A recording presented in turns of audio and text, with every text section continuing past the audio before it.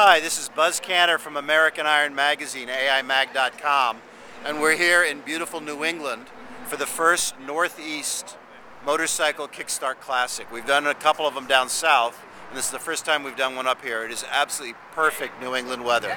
It's crisp in the mornings and warm and sunny. The leaves are starting to turn color. And here's some of the bikes. We're gathering for the start of it at the Motorcyclopedia in Newburgh, New York. So let's take a rundown of, these are some of the Kickstart bikes that have shown up already, and more are continuing to roll in right now. Well, at the front here we got a flat side shovel head with an S&S. Looks like he's traveled distance, got all his luggage with him. Crazy Custom, another flat side shovel head. I'm told this thing's got a big motor in it, and it puts out close to 80 horsepower at the rear wheel. Why is it a flat side? Well, you see down here, this is the flat side on the cam chest versus a cone side. This is a pan head, slightly modified, looks basically correct, got high ape hangers, but this pan head has been on Kickstarts with us before. Another pan head, a lot of S&S carburetors here. It's interesting. The first 4 bikes we've seen, they all have S&Ss. Another pan head here. Over here is a Harley 45 flathead with a sidecar. Came up from Texas. This is Mike Carson. His son Buck Carson was one of the Cannonballers rode with us last year. Again, this is a flathead. You can see the fins that come up tell you it's a flathead, and this is a 45 cubic inch. Here's a pan head with a mild custom paint job, some cool handlebars. Nice old pan. Guessing early 50s, maybe a 51, I'm not sure. And then we have this crazy Indian, a hot rod Indian. It's an old frame and an old flathead Indian motor, probably a 74 inch, but he's got modern wheels, modern discs, modern forks on it. He said he built this out of junk he had lying around. He did some restorations on a number of other Indians, and this is built all out of spare parts he had lying around. Next to that is a knucklehead, the first knucklehead I've seen here today. It's 1938, which is the second year knuckle. Over there's Dave Fusiak, one of his race bikes. He's not going to be riding the race bike here, but he did bring some bikes here. He will be riding another one of his older bikes.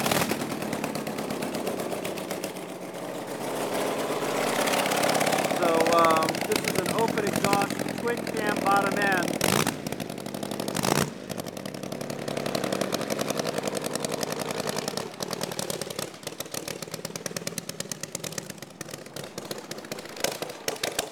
It doesn't sound that healthy. I wonder what's going on here. Running very, very rich.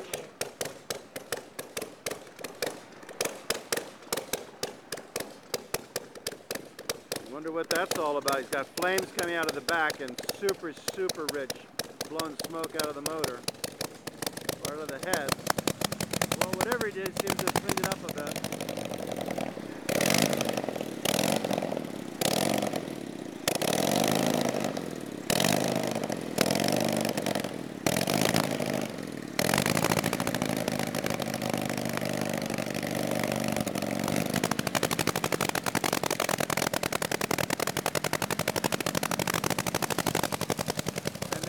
Dave Fusiak. So let's go back to the lineup here. So we had this knucklehead we looked at. So I believe it's a 38 knuckle. Pretty correct. Nice looking machine, runs strong. My 48 panhead. This is a bike we featured in American Iron years ago as the Crustoration. We've cleaned it all up and we'll see how it runs on here. Another flathead. This is a 45 cubic inch. Up from Texas. This is Buck Carson's. So it's interesting. And then this last bike here is a 1915 Harley. This is Dave Fusiak's bike he rode on the first motorcycle Cannonball. So the 4 bikes here on the top are all belong to Cannonballer riders. This is Dave Fusiak, who rode in the 2010 Cannonball on this particular bike, and he is planning on riding this with us for the next couple of days and competing in the Pewter Run on Sunday.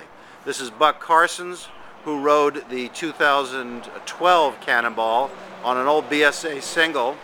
This is my bike, a 1948 Panhead Buzz Cantor.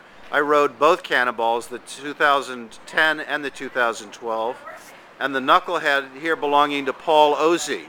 Paul also rode both Cannonballs.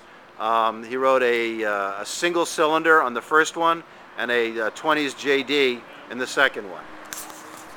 So more to come. This is Buzz Canter from American Iron Magazine at the first New England or Northeast Motorcycle Kickstart Classic 2012.